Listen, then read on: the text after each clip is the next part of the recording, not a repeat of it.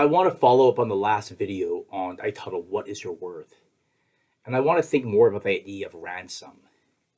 In the book The Lion, the Witch, and the Wardrobe by C.S. Lewis, again, Lewis, there is a lion named Aslan, and he is symbolic of God. And there's a white witch, and she is symbolic of Satan.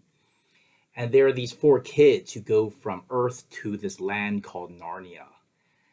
One of the kids, Edmund, is a brat, and beyond that, he's actually a traitor. He aligns himself with the White Witch, which is basically joining the forces of Satan.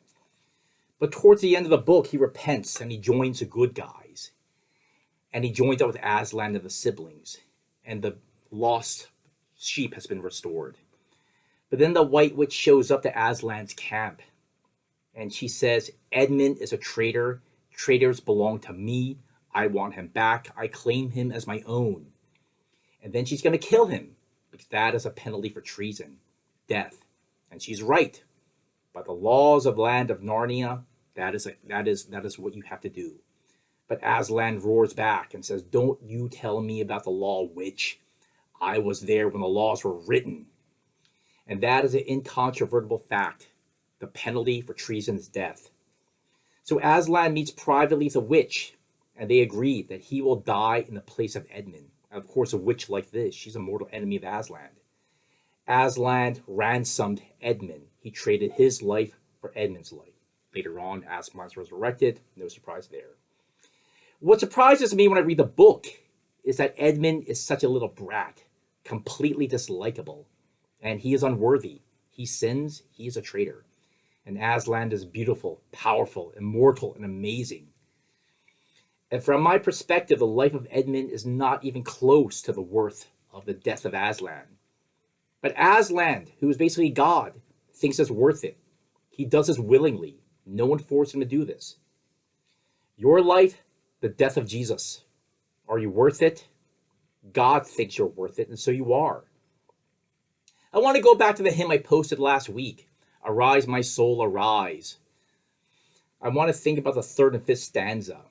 I'll read the third stanza. 5 bleeding wounds he bears, received on Calvary.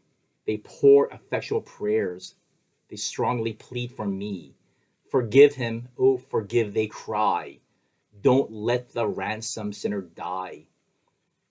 Galatians is a very interesting epistle. It's one of my favorite. It talks about a lot about being saved, yet it's giving the message of salvation to those who have been saved. It doesn't say you were saved.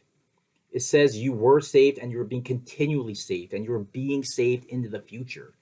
And I love this idea that Christ right now is before the Father pleading your case. Christ stands before the Father and he is saying, that one, and he points to you, is mine. That sinful traitor, that's you. He says, you belong to me. He's mine and I paid for that child with my wounds. And Christ pleads, don't let that ransomed sinner die. And Christ is pleading your case. He has been, he is, and he will be pleading your case before the Father.